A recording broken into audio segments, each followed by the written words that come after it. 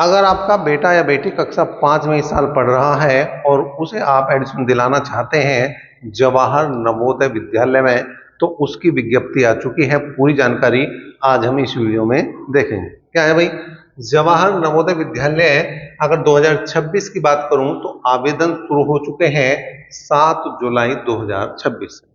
आवेदन आप कब तक कर सकते हैं? 31 जुलाई 2026। इस डेट का आपको विशेष ध्यान रखना है। 31 जुलाई 2026 तक आप आवेदन कर सकते हैं। परीक्षा तिथि की अगर मैं बात करूं तो 28 नवंबर 2026 को ये आपका पेपर होगा। उन बच्चों की तैयारी हम यहां पर अपने चैनल पर बिल्कुल निःशुल्क कराएंगे। अब मेन बात क्या है कि कौन इसको अप्लाई कर सकता है? तो जो छात्र या छात्रा वर्तमान सत्र में, छात्र हो चाहे छात्रा हो, मतलब लड़का हो या लड़की, जो वर्तमान सत्र कौन सा चल रहा है 2026-27 में किसी भी सरकारी, मतलब जो प्राइमरी स्कूल है या तो उसमें पढ़ रहा हो, जूनियर में पढ़ रहा हो, या सरकारी मान्यता प्राप्त विद्यालय, मतलब ऐसे विद्यालय जो प्राइवेट हैं लेकिन मान्यता प्राप्त हैं, उसमें अगर कक्षा 5 में पढ़ रहा है वो बच्चा इस फॉर्म को अप्लाई कर सकता है। आयु सीमा की अगर मैं बात करूं 1 मई 2015 से 31 जुलाई 2017 के बीच उसकी आयु होनी चाहिए। और ये दोनों डेट भी अगर है, 1 मई 2015 भी है तो वो बच्चा भी फॉर्म भरेगा, और 31 जुलाई 2017 भी है तो वो बच्चा भी फॉर्म अप्लाई करेगा।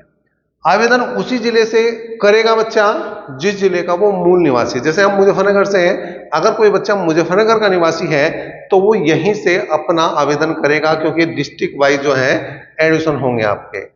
आवेदन के लिए कोई शुल्क आपको नहीं देना है, और जो साइट है वो है jnv.gov.in।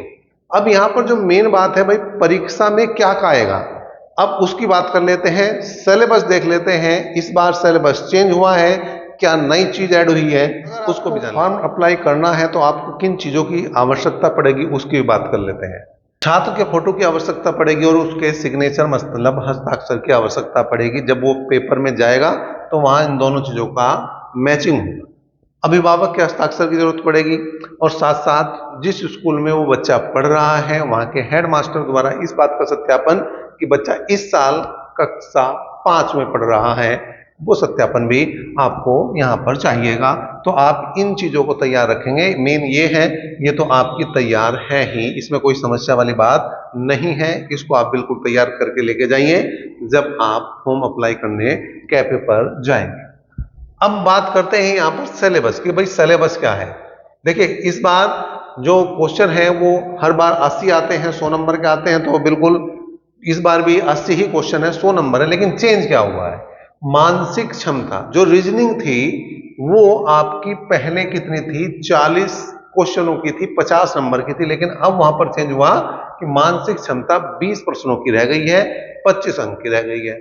बढ़ा क्या है? ईवीएस पहले नहीं था, पर्यावरण अध्ययन पहले नहीं था, वो इस बार बढ़ा है। 20% इसके बढ़े हैं और 25 अंक मतलब वो हो जाएंगे।